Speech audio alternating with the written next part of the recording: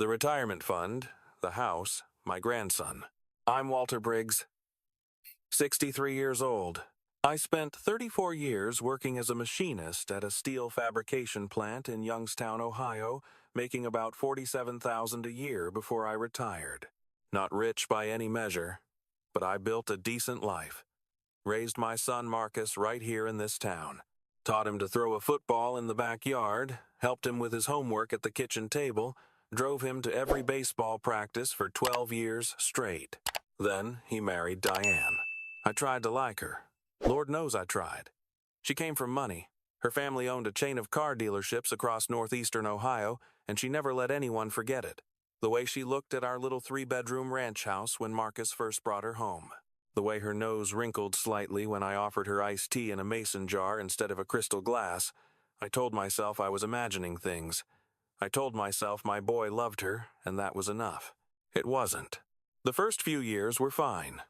They got married, bought a nice house in a gated community in Aurora, about 40 minutes from Youngstown. Then my grandson Tyler was born, and I swear that boy had my eyes. The same gray-blue that my father had, that Marcus had. 3 generations of Briggs men, all with those same stormy eyes. I was there in the delivery room.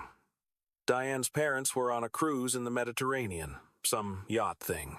But I was right there, holding my son's hand while he held his wife's, watching my grandson come into this world. I cut the umbilical cord myself. The nurse placed that tiny baby in my arms, and I made a promise right then. I told Tyler I would always be there for him. Always. For 7 years, I kept that promise. Every Sunday dinner at my house, every birthday party, every Christmas morning. I taught Tyler to fish at Mosquito Lake, just like I taught his father. I built him a treehouse in my backyard. When he lost his first tooth, I was the one who convinced him to let me tie it to a doorknob. Marcus was too squeamish. Then Marcus got the promotion. Regional Vice President of Sales for a tech company based in Seattle. 6-figure salary, stock options. The whole package. Diane was thrilled. She'd been pushing him toward something bigger for years. Youngstown wasn't good enough for her. Ohio wasn't good enough. She wanted Seattle, with its coffee shops and mountains and wealthy tech executives. Marcus came to tell me in person. I was in my garage, refinishing an old rocking chair I'd found at an estate sale. He stood there in his expensive suit, looking like he'd rather be anywhere else. "Dad, we're moving." 3 words? That's all it took to shatter everything. I tried to be supportive. I tried to smile and say congratulations, but my voice cracked when I asked about Tyler. How often would I see him? Would they come back for holidays? Would they bring him to visit in the summer? Marcus looked at his shoes. Diane thinks it might be better if we make a clean break. Let Tyler adjust to his new life without too many ties to the old one. Too many ties. That's what I was to her. A tie, an anchor, something holding her family down. "She's my grandson," I said. My voice was steady, but my hands were shaking, still holding the sandpaper. "I know, Dad. I'll talk to her. I'll work something out." He didn't work anything out. They moved in June. I drove out to help them pack, thinking maybe if Diane saw how much I cared, how much I just wanted to be part of Tyler's life, she'd soften. Instead, she handed me a box of Marcus's old things from the attic and asked me to take them back to Youngstown, like she was cleaning house. Getting rid of the past. Tyler hugged me so tight when I left. "I'll miss you, Grandpa," he whispered. "I'll call you every week," I promised. "And I'll fly out to visit. We'll go fishing in Washington. I hear they've got salmon big as your arm." He giggled. "That's impossible. You just wait and see." I called every Sunday for the first 2 months. Then Diane started answering. Tyler's busy with soccer practice. Tyler's at a birthday party. Tyler's doing homework. Eventually, my calls went straight to voicemail. I left messages. Dozens of them. I sent letters. Birthday cards with checks inside. Care packages with Ohio State gear because Tyler had always loved watching football with me. The checks were never cashed. The packages came back unopened. I called Marcus directly. Begged him to let me talk to my grandson. "It's complicated, Dad," he said. He sounded tired, defeated. Diane thinks it's confusing for Tyler. He's in a new school, making new friends. She wants him to focus on his new life. I'm not asking him to move back to Ohio. I just want to hear his voice. Silence on the other end. Then, quietly, "I'll see what I can do." Nothing changed. 3 years passed. 3 years without hearing Tyler's voice. 3 years of wondering if he even remembered me. If he remembered fishing at Mosquito Lake, or the treehouse, or the Sunday dinners where I'd make my famous chili and he'd complain it was too spicy but eat 3 bowls anyway. I had a small stroke in the 2nd year, nothing major, the doctor said. A warning sign. I needed to reduce stress, eat better, exercise more. My neighbor found me on my kitchen floor and called the ambulance.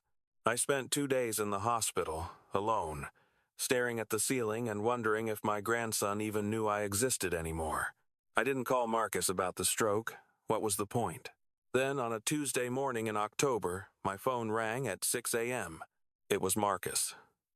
And he was crying. I hadn't heard my son cry since his mother's funeral 15 years ago. The sound of it made my blood run cold. "Dad," his voice was barely a whisper. "It's Tyler. There's been an accident." I was on a plane to Seattle 4 hours later. I didn't pack a bag. I didn't lock my house. I just drove to the Cleveland airport and bought the first ticket I could find. Tyler had been riding his bike home from a friend's house. A drunk driver ran a red light. The impact threw my grandson 30 feet. By the time I landed, Tyler was in surgery. Ruptured spleen, fractured skull, internal bleeding. I found Marcus in the surgical waiting room at Harborview Medical Center. He looked like he'd aged 10 years. His suit was wrinkled, his eyes were red, and he was sitting alone in a corner chair, staring at nothing. "Where's Diane?" I asked. "Getting coffee." He didn't look at me. "She doesn't know I called you." I sat down next to my son, put my hand on his shoulder. He flinched at first, then leaned into me like he used to when he was a little boy scared of thunderstorms. "He's going to be okay," I said. I didn't know if it was true, but I said it anyway.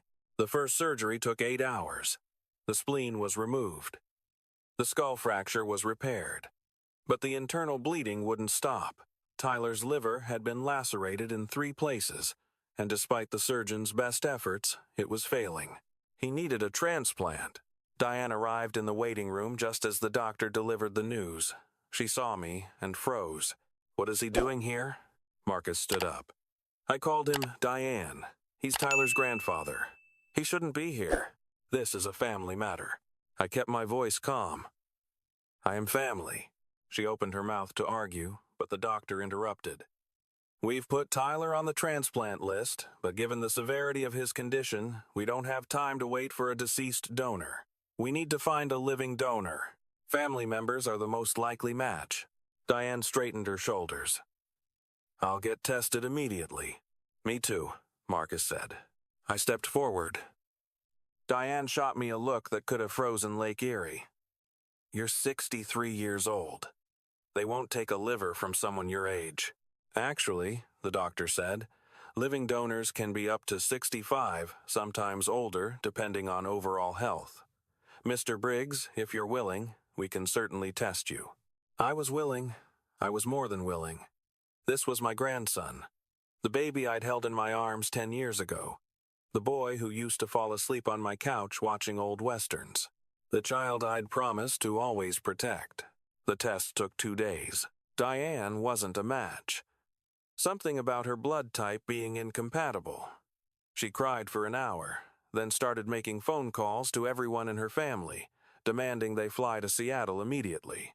Marcus was tested next. I watched him go into the lab with hope in his eyes. He came out 3 hours later, looking confused. "They want to run more tests," he said. "Something about the preliminary results." "What kind of results?"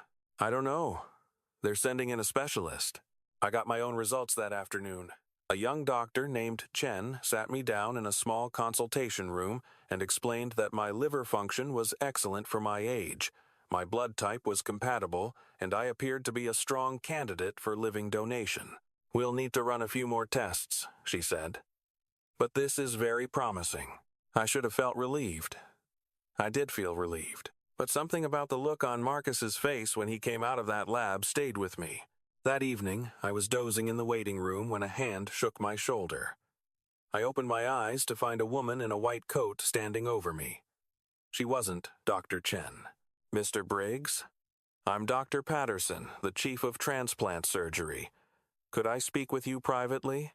I followed her to a small office on the 3rd floor. She closed the door behind us and gestured for me to sit. "Mr. Briggs, before I say anything else, I want to assure you that what I'm about to tell you doesn't change your status as a potential donor. Your test results are excellent, and you remain a viable candidate for the transplant." My heart started pounding. "What's going on?" Dr. Patterson folded her hands on her desk. "When we test potential living donors, we run extensive genetic compatibility analyses. It's not just about blood type. We look at tissue markers, antibody profiles, and hereditary factors that might affect transplant success." "I understand. During your son's testing, we found some anomalies. We ran the tests 3 times to be certain.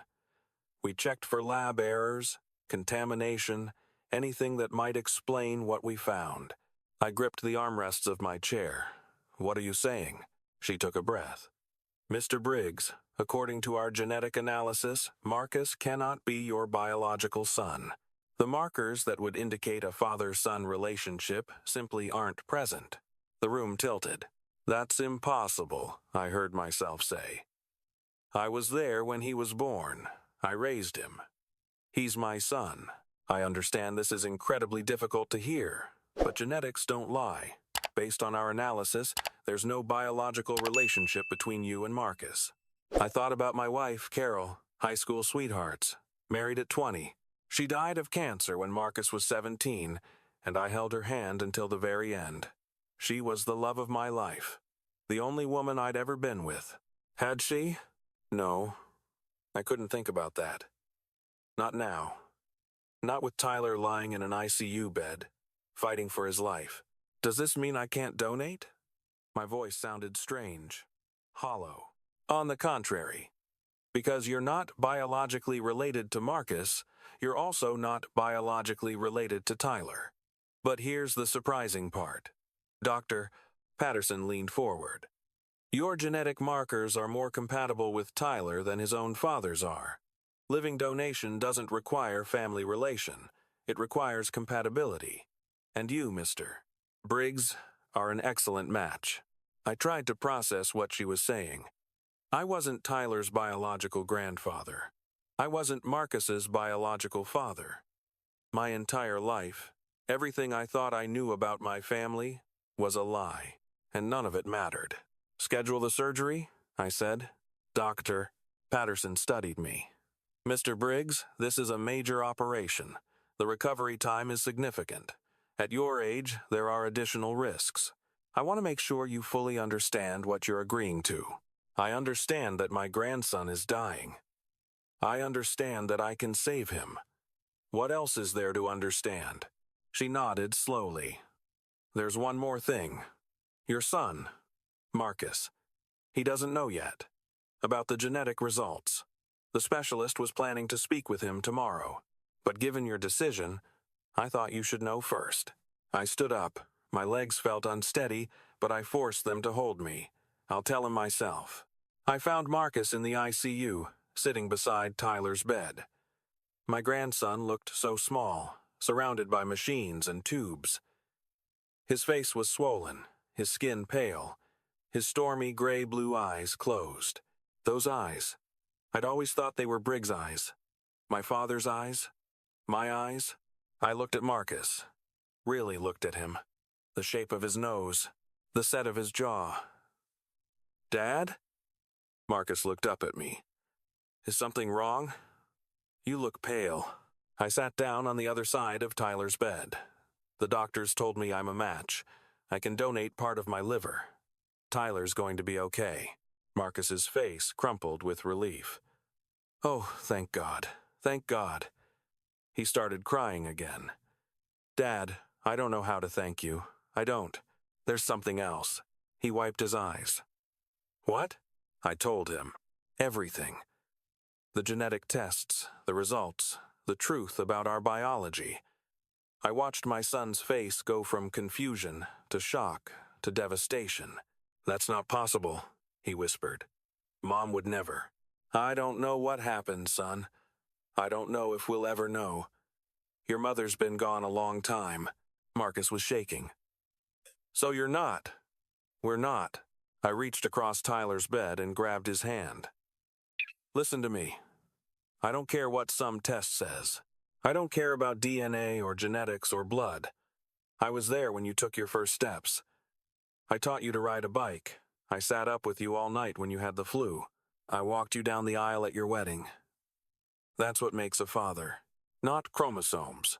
Choices. Every single day, for 38 years, I chose to be your dad. And I'm choosing it again right now. Marcus stared at me. Tears were streaming down his face. I don't deserve you, he said. You're my son. Tyler's my grandson. End of story. The door opened. Diane walked in with a cup of coffee in each hand. She looked at Marcus's tear-streaked face and frowned. What's going on? Marcus opened his mouth, but I spoke first. I'm a match. I'm donating part of my liver to Tyler. Diane's face went through several expressions. Surprise, relief, then something else. Something that looked almost like fear? That's wonderful, she said. Her voice was too bright, too controlled. But Walter, at your age, surely there must be another option. I've called my brother, my cousins. Someone else must be compatible. The surgery's already scheduled, I said, tomorrow morning. Diane set down the coffee cups. Her hands were trembling slightly. Marcus, can I speak with you in the hall? I watched them go. Through the glass window of the ICU room, I could see them arguing. Diane's face was flushed. Marcus kept shaking his head. At one point, he threw up his hands and walked away from her. She followed, grabbed his arm, pulled him back. 10 minutes later, Marcus came back alone. His jaw was set in a hard line I'd never seen before. Dad, there's something you need to know. He sat down heavily. About the genetic tests. About why I'm not. Why we're not. You don't have to explain anything. Yes, I do. He took a deep breath. When Mom was sick, near the end, she told me something. She made me promise never to tell you. She said it would destroy you, and she couldn't bear that. She said the secret would die with her. My heart stopped. What secret? Before you and Mom got married, she was engaged to someone else. A guy named Richard Holloway. They were together all through college. He broke it off 3 weeks before the wedding. Mom was devastated. You were her best friend, her shoulder to cry on. You two got together a few months later. I remembered. Carol crying on my couch. Carol saying Richard had broken her heart. Carol finally seeing me as more than a friend. What does this have to do with 6 months after you got married, Richard came back? He showed up one night when you were working the late shift at the plant. He told Mom he'd made a mistake. He wanted her back. The room was spinning again. She said no, Marcus continued. She told him she loved you, but he wouldn't leave. He was drunk. He forced himself on her. I felt like I'd been punched in the chest. Mom never told anyone. She was too ashamed, too scared. And then she found out she was pregnant, and she didn't know. She didn't know which one of us was the father, you or him. I closed my eyes, tried to breathe. She decided it didn't matter. She loved you. She wanted to raise the baby with you. So she never said anything. She let you believe I was yours. And I was yours, Dad. In every way that counted, I was yours. I thought about Carol, my sweet, gentle Carol. Carrying that burden alone for 38 years. Dying with that secret locked in her heart because she was trying to protect me. Why are you telling me this now? I asked. Marcus hesitated. Because Diane wants to tell everyone about the genetic tests. She thinks. She thinks it changes things. She thinks if you're not really Tyler's grandfather, you shouldn't be the one to donate. Why would she think that? Before Marcus could answer, the door burst open. Diane stood there, her face pale. "We need to talk. All of us. Now." She pulled out her phone and thrust it at Marcus. On the screen was a DNA testing app, the kind people use for ancestry research. A family tree with names and percentages. "I did one of those home DNA kits last year," Diane said. Her voice was shaking. "Just for fun, to see where my family came from. I forgot all about it until today, until the doctors started talking about genetic compatibility." Marcus looked at the screen. His face went white. "What is it?" I asked. Diane grabbed the phone back. "Tyler's DNA. I entered it when he was born, linked it to my profile. The app. The app found a match. A close genetic relative. 78% shared DNA." "Who?" Diane's voice cracked. "My father. Tyler matches my father more closely than he should. More closely than a grandfather should match." The silence in the room was absolute. "Diane," Marcus said slowly, "what are you saying?" She started crying. Not gentle tears, ugly, gasping sobs. "Before we got married, when we were engaged, I had an affair with someone at work, a married man. I ended it before the wedding, I swear I did, but then I found out I was pregnant and I didn't know. I didn't know." Marcus stood up so fast his chair fell over. "You told me Tyler was mine. You told me. I thought he was. The timing. It could have been either of you. I convinced myself it was you. I had to believe it was you. Who?" Marcus's voice was deadly quiet. "Who did you have an affair with?" Diane couldn't meet his eyes. "Your boss? The VP of your department? Gerald?" The name hit Marcus like a physical blow. Gerald. The man who'd mentored him. The man who'd promoted him. The man who'd given a toast at their wedding, calling Marcus like a son to him. "Tyler isn't mine," Marcus whispered. "My own son isn't mine. I'm sorry," Diane sobbed. "I'm so sorry. I never meant for any of this to happen."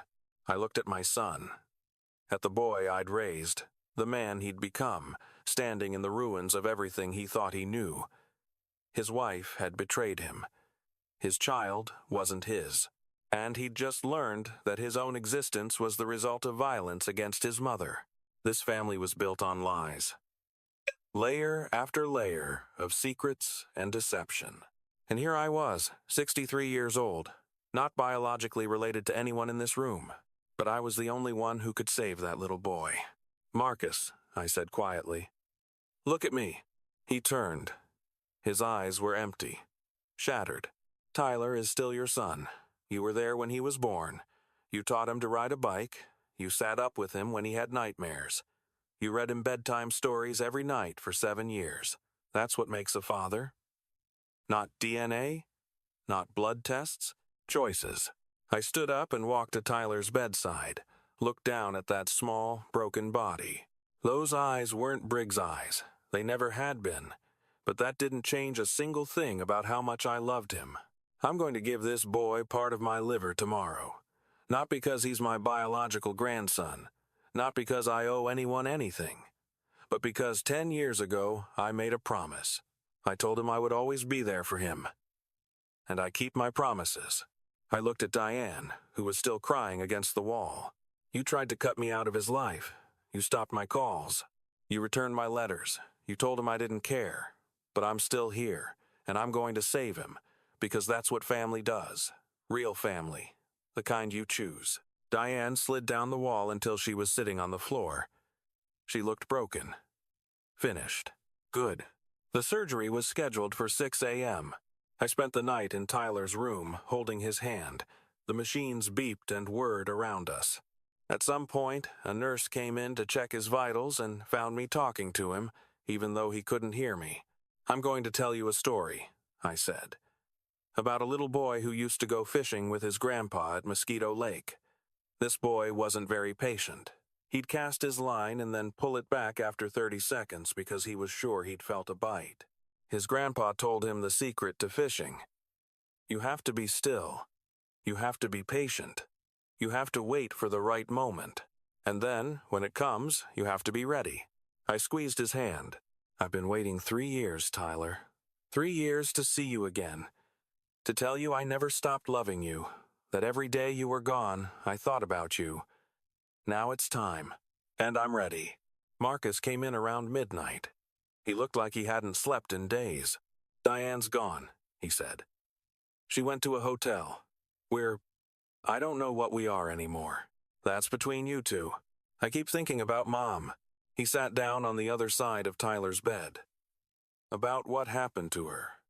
About how she carried that secret for so long. Your mother was the strongest woman I ever knew. Did you ever suspect? That I wasn't. No. And it was true. I'd never had a single doubt. You were my son from the moment the nurse put you in my arms. Nothing that happened before that matters. Marcus was quiet for a long time. Then, Dad, thank you. For everything. For being my father. For being Tyler's grandfather. For showing me what it actually means to be a man. I reached across the bed and took his hand, the same way I had when he was small and scared. Get some sleep. Tomorrow's a big day. The surgery lasted 7 hours. I don't remember much of it, just the bright lights of the operating room. The anesthesiologist counting backwards from 10. Then nothing. I woke up in recovery with Marcus sitting beside me. His eyes were red, but he was smiling. Tyler's out of surgery, he said. The transplant was successful. The doctors say he's going to make a full recovery. I tried to speak, but my throat was too dry. Marcus held a cup of water to my lips. Easy, Dad. You just gave away half your liver. Take it slow.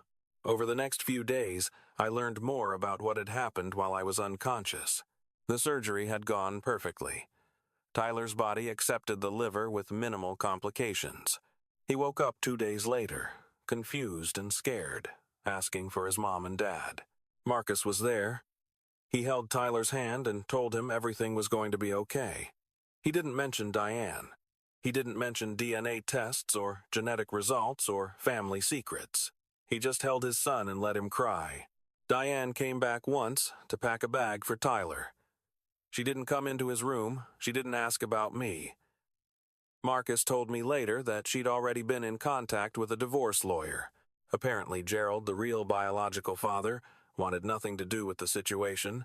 He had his own family to protect. On the 5th day after surgery, I was finally strong enough to walk. A nurse helped me into a wheelchair and pushed me down the hall to Tyler's room. He was sitting up in bed, eating Jell-O. When he saw me, his face lit up. Grandpa! I hadn't heard that word in 3 years. It hit me like a wave, warm and overwhelming. Hey there, fisherman. My voice cracked. How are you feeling? My tummy hurts, but Dad says I have part of your liver now. He says you saved my life. The nurse wheeled me closer to his bed. Tyler reached out and took my hand. Grandpa, I'm sorry I didn't call you back. Mom said you were too busy. She said you forgot about me. I squeezed his hand gently. I never forgot about you. Not for one single day. Really? Really. I called every Sunday. I sent letters and birthday cards. I even sent you an Ohio State jersey for your 8th birthday. Tyler's eyes went wide. I never got that. I love Ohio State. You know that. I know, buddy. I know. He was quiet for a moment. Then, Mom lied to me, didn't she? I didn't know how to answer. He was only 10 years old. Too young for this conversation. Too young for any of this. Sometimes adults make mistakes, I finally said. Sometimes they do things that hurt the people they love, even when they don't mean to. But that doesn't change how much your dad loves you. How much I love you. Tyler looked at me with those eyes, gray-blue like mine, like my father's, like the eyes of Briggs men for generations. Except they weren't Briggs' eyes at all. They never had been. It didn't matter. Grandpa, when I get better, can we go fishing again? Absolutely. But this time, we're going to catch salmon. I hear they've got them big as your arm out here in Washington. Tyler giggled. It was the most beautiful sound I'd ever heard. That's impossible. You just wait and see. That was 8 months ago. I sold my house in Youngstown and moved to Seattle to be closer to Tyler. Marcus found me a small apartment about 10 minutes from his place. The divorce was finalized in June. Diane got a settlement, but no custody. Not after everything that came out. She moved back to Ohio to live with her parents. I heard she's in therapy now. I hope she finds whatever peace she's looking for. Gerald, the man who turned out to be Tyler's biological father, never made contact. Never even acknowledged Tyler's existence. Marcus considered reaching out, making sure Tyler knew the truth about his genetics, but in the end, he decided against it. Some truths can wait until a child is old enough to understand them. Last Sunday, Tyler and I went fishing at Puget Sound. He caught a salmon nearly as long as his arm. He made me take a picture so he could show his dad. "See, Grandpa?" he said, grinning ear to ear. "You were right. It wasn't impossible." I looked at my grandson. This boy who shares none of my DNA but carries everything that matters.